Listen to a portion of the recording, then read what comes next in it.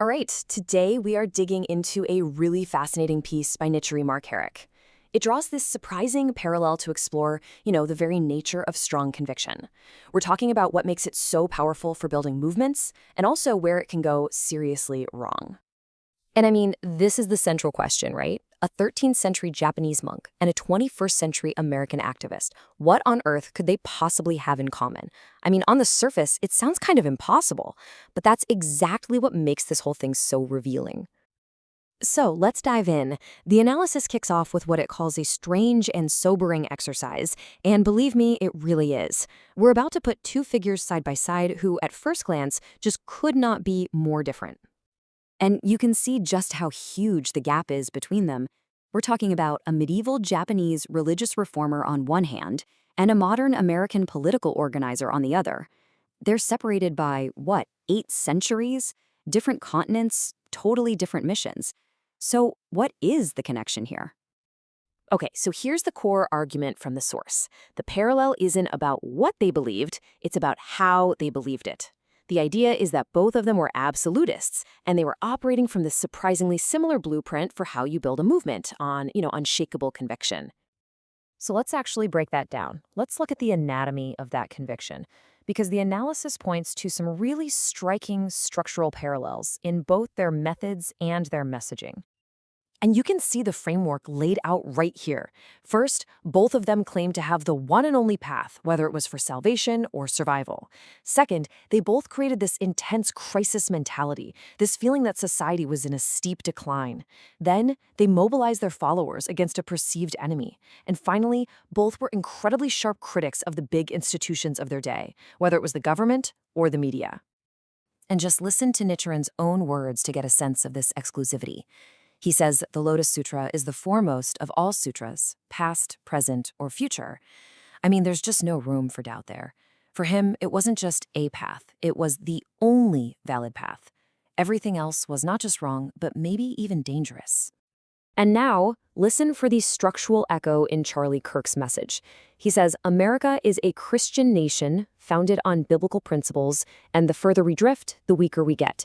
It's that same kind of absolutist claim, that a single truth, a specific identity, is the only foundation for strength. The underlying logic is, wow, it's strikingly parallel. So where does all this lead? Well, inevitably, this style of conviction leads to a very specific place. The analysis calls it the us versus them trap. It's that place where these incredibly powerful belief systems end up creating really deep, powerful divisions. And this whole approach is a classic double-edged sword. On one side, it's incredibly effective, right? It gives people certainty in confusing times, forges this powerful group identity, and it really mobilizes people. But the danger is baked right in. It has to create an us and a them. It just naturally leads to polarization. The very thing that gives it its power is exactly what creates the division. And the piece is really clear about this. This isn't just about Nichiren or Charlie Kirk. They're really just case studies for a much bigger pattern, a pattern we see over and over again in movements that are built on a single exclusive truth.